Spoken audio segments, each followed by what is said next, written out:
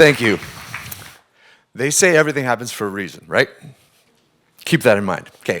Now I want you to picture that you're laying in a bed. Okay. Somebody walks up to you and tells you this story. It's a cold winter day, blowing snow, icy roads, freezing rain. There's 4 teenagers driving way too fast down an icy road. They're almost back at their school. They pull out to pass one last car, and they get hit by a semi-truck. You find out that one of the teenagers in the back seat was found with no pulse, not breathing, by a first responder that happened to be driving by right after the accident. He resuscitated him. This teenager was brought to the hospital. His head was built back together with titanium. And all of this was going on. And while I'm listening to the story, as you just did, all of a sudden I felt a sharp pain in my head, my skull. I felt pain all over my body. And then I realized the story I was being told was my story. And I didn't remember it. I didn't remember being in an accident. I didn't remember being in a hospital, nothing. And I was left picking up the pieces. I had pain all over my body. This is my story. And now I go around and I tell my story, but I don't tell my story thinking that a lot of people can relate to getting hit by a semi-truck or having a metal skull. I tell my story because I know everybody faces trauma at some point in their life. We're all gonna go through something tough. And I realized something.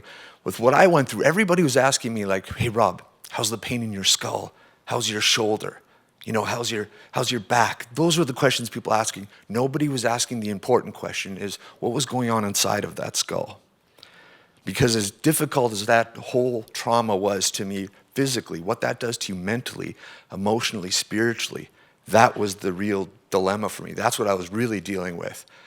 So I realized there's got to be other people that are going through this stuff, you know, and I realized, you know, people weren't asking those right questions. And I thought maybe I should tell my story so other people can hear it. Because people would come up to me and throw cliches at me, right? Some people told me that the accident was fate. Right? Oh, the semi had your name on it. There's nothing you could do about it.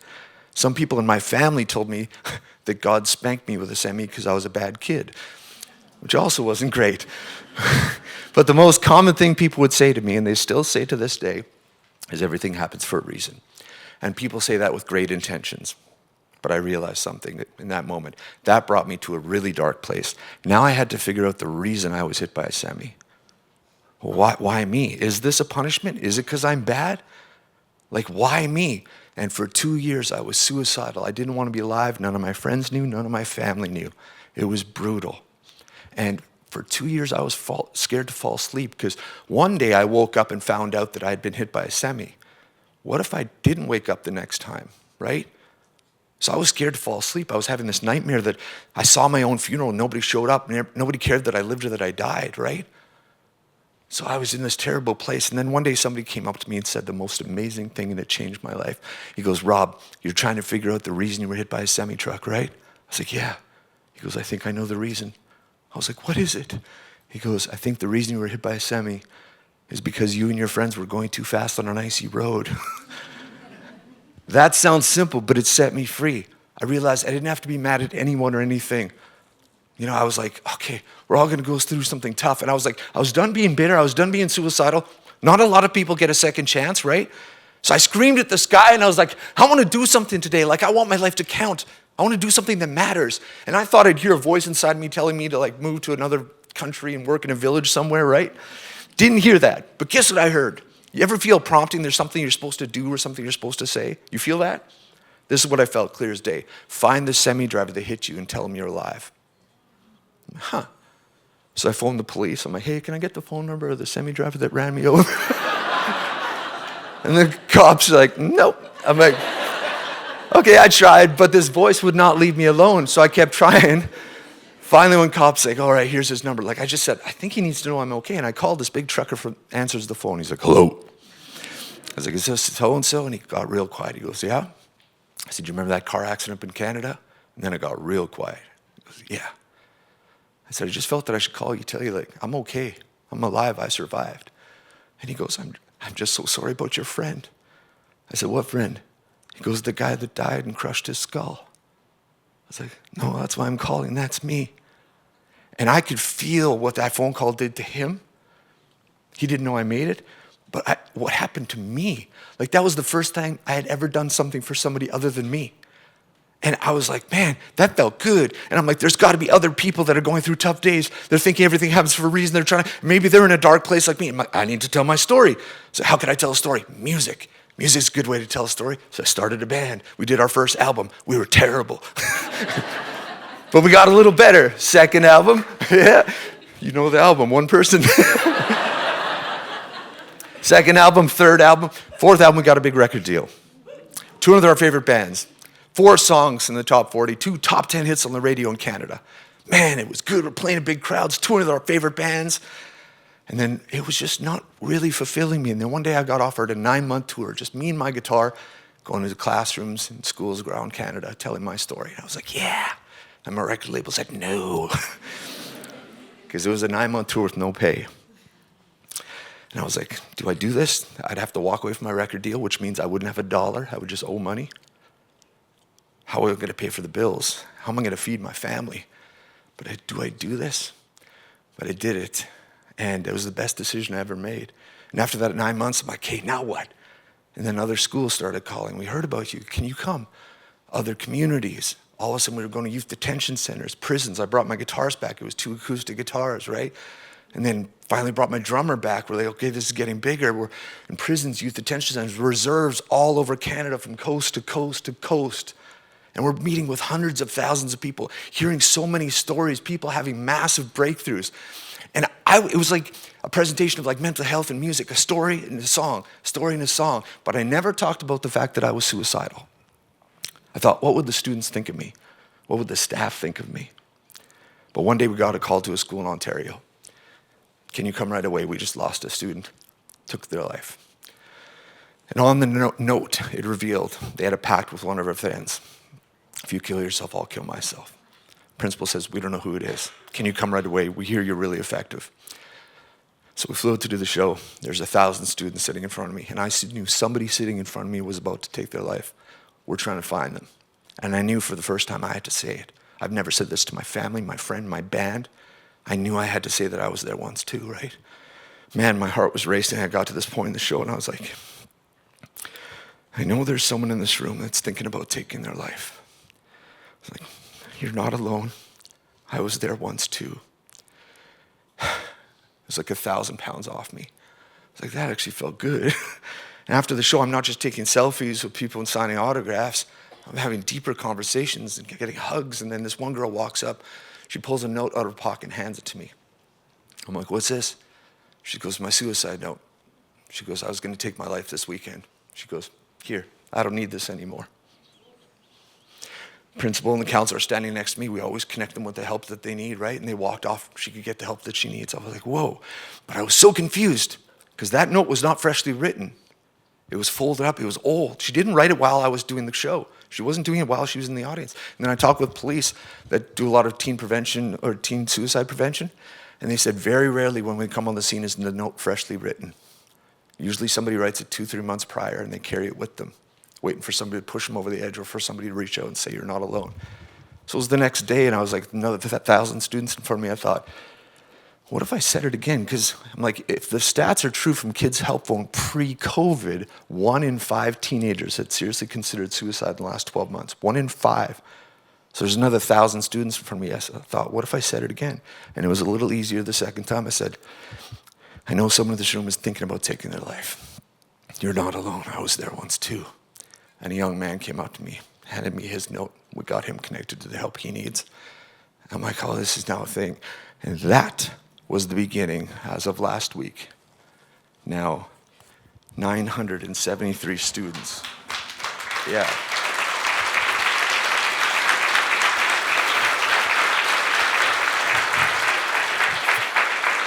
That's almost 1,000 teenagers with notes in their pockets in class.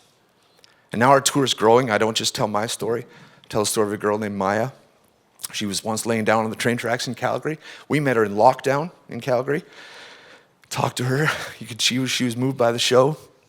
I was like, do you have a way to channel your story? She goes, I love it to write music. So she sang a song that she wrote. She sang it to us.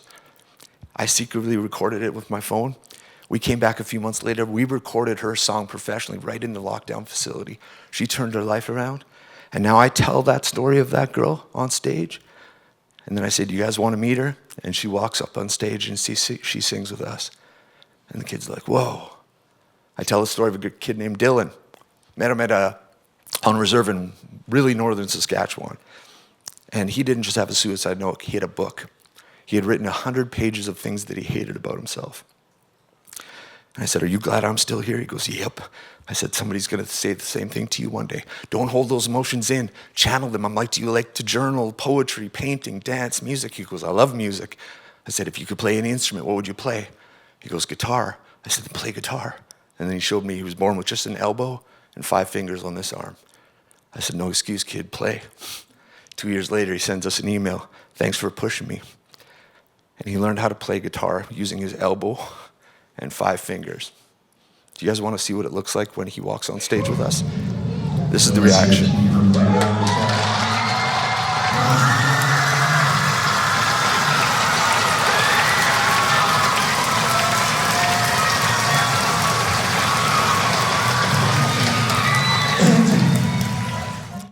And he plays the last 2 songs with us. He sings. I'm a professional musician, some say. He's better than me. He's been playing for a few years, and he's got 5 fingers, I've got 10. Isn't that amazing? And this is the thing, is like, I do this, I want to show people need to see that not every tragedy, not every story of mental illness ends in a suicide. Like, we can learn from tragedy without question, but we need to see that not every story ends with a tragedy. Not every story of addiction ends with an overdose. We need to see that. People need to see that, and they need to hear it. And for that reason, you know what I did? I'll show you what I did.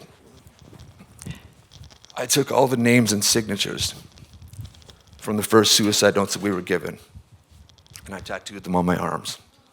I didn't say that in the mic. I tattooed those signatures on my arms, and those names. And I did this because I remember what it feels like. You feel like you're all alone with those thoughts. I want to be able to show people, like, no, look, if you're like me, these are all signatures and names of people just like us that had those thoughts, and they're still here. People need to see that. And I do this because I think we're losing some of the most gifted people.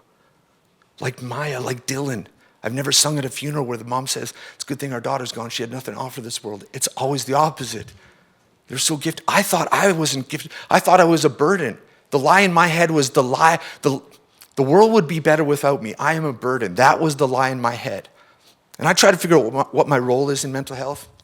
I'm not a psychologist. I'm not a counselor. But what I'm trying to do is use my platform to be the bridge between the hurting and the help. Show kids it's okay to be vulnerable and point them to the help that's out there. And I don't stand on stage because I think I'm a role model. Hey, be like me. I've been a perfect role model. I have been a failure as a human, a failure as a husband, a failure as a dad. I've struggled with addiction. I've had some of the darkest thoughts you can imagine. But I love showing people it's okay to be vulnerable. And no matter what you've done, no matter where you've been, it's okay to start over.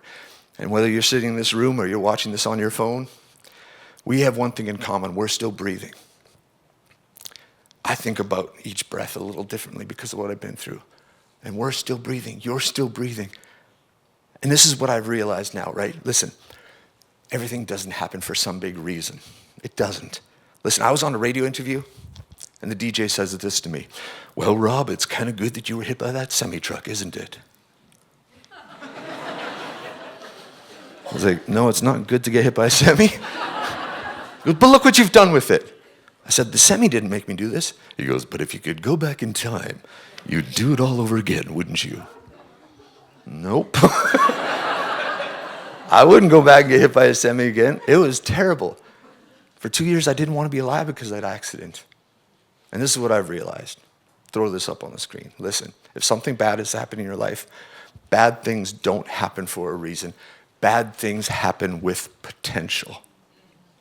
My accident, sure.